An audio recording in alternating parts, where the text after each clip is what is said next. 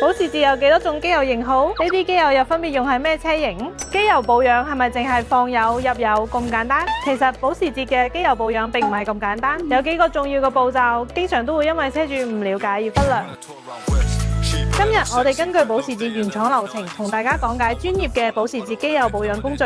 首先，保時捷機油原廠指定都係用美孚，然後機油嘅使用區分咗兩大類，國5歐5之前都係用 A40，國6歐6之後都係用 C20、C30、C40。咁我哋自己嘅車要用咩機油型號要點睇呢？我哋打開發動機艙嘅時候，裏面會有標籤寫明指定機油型號。比如呢台歐5嘅卡宴用嘅係 A40 機油，機油濾芯要使用原廠配件，節氣門要做清洗匹配。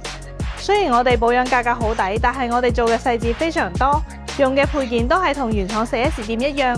做保養換機油、機油濾芯只係最基本嘅操作，重要嘅係要按照原廠標準工藝同埋流程，使用專用工具，有良好嘅衛生標準，做好保養檢查。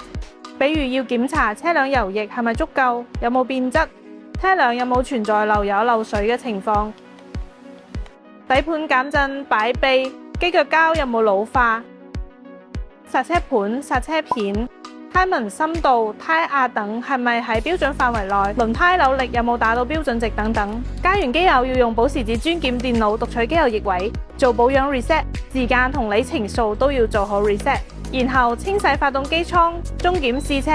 做埋晒呢啲工作之後，就可以洗車交車啦。